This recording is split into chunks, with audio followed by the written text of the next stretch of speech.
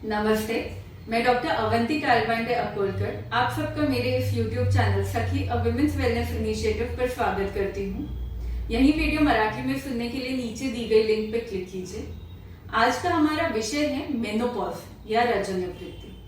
काफी बार क्या होता है कि हम हमारी मम्मियों से बहुत झगड़ पड़ते हैं या बहस करते हैं और फिर हम बोल देते कि अरे मम्मी बहुत चिड़चिड़ी हो गई है। जैसे जैसे उम्र बढ़ती जा रही है मम्मी का गुस्सा कंट्रोल में ही नहीं होता। इस समय हमें समझना चाहिए कि उनके साथ जो हो रहा है या जो मूड चेंजेस हमको अभी दिख रहे हैं उसका कारण होता है मेनोपॉज। मेनोपॉज होता क्या है? पीरियड खत्म होने के बाद जब 12 महीने हो जाते हैं उसे हम कहते हैं मेनोपॉज। इसकी उम्र करीब करीब 40 से 55 के बीच में होती है और भारतीय महिलाओं में 48 और 52 के बीच में पाई जाती है। अब मेनोपॉज होता क्यों है? इसका जवाब बहुत ही सिंपल है। आप सोचिए कि एक लड़की जब जन्म को आती है तब उसके अंडाशय में करीब करीब 10 लाख अंडे होते हैं। जब वो यौवन प्यूबर्टी के पास आती है तब यह अंडे 10 लाख से एकदम 1 लाख हो जाते हैं। फिर हर महीने माहवारी के पहले एक एक अंडा निकलता है। मेनोपॉज का एज आते तक ये अंडे पूरी तरह खत्म हो जाते हैं, जिस वजह से जो माहवारी है वो अभी रुक जाती है।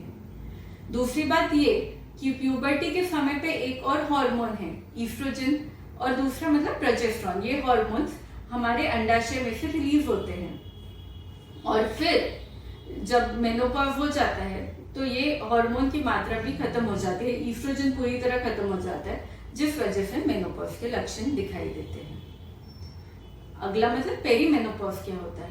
काफी बार जो मेनोपॉज के लक्षण है वो कुछ साल पहले दिखने लगते हैं। मेनोपॉज के कुछ साल पहले जैसे धीरे धीरे अंडों की मात्रा कम हो गई तो पीरियड या माहवारी जो है वो अनियमित हो जाती है। हर 2-3 महीने में एक बार आएगी, किसी किसी को हर 15 दिन में एक बार आती है।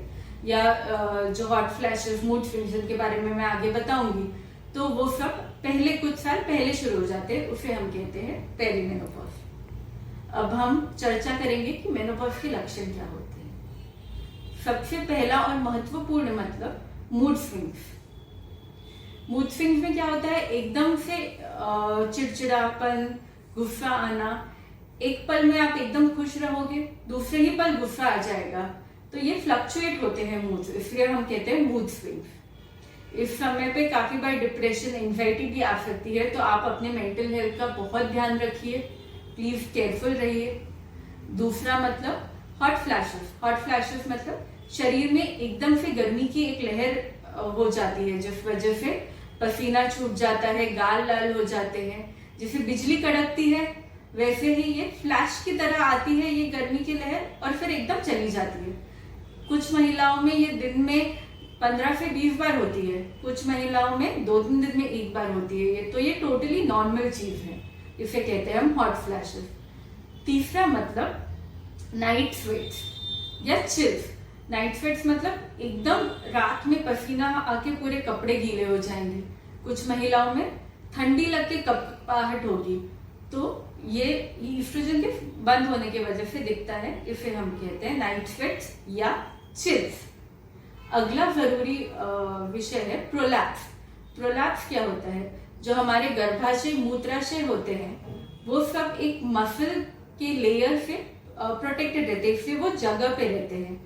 ये मसल को जो ताकत देता है वो है हार्मोन ईस्ट्रोजन। जैसे जैसे ईस्ट्रोजन की मात्रा कम हो जाती है ये मसल लूज पड़ती है, उस वजह से गर्भाशय और मूत्राशय बाहर आने लगते हैं, जिसे हम कहते हैं प्रोलैप्स।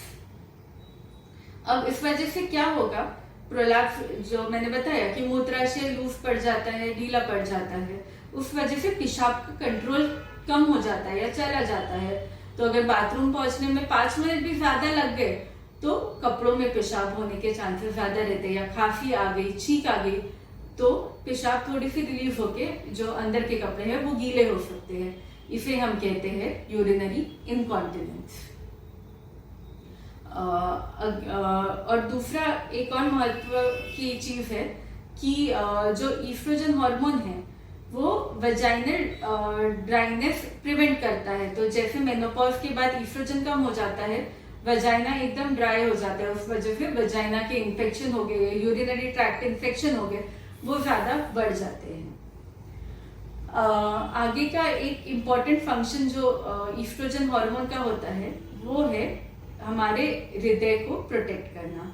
इसलिए आप देखेंगे कि 40 या 45 के कम की उम्र की औरतों में उतना हार्ट अटैक नहीं देखा जाता है।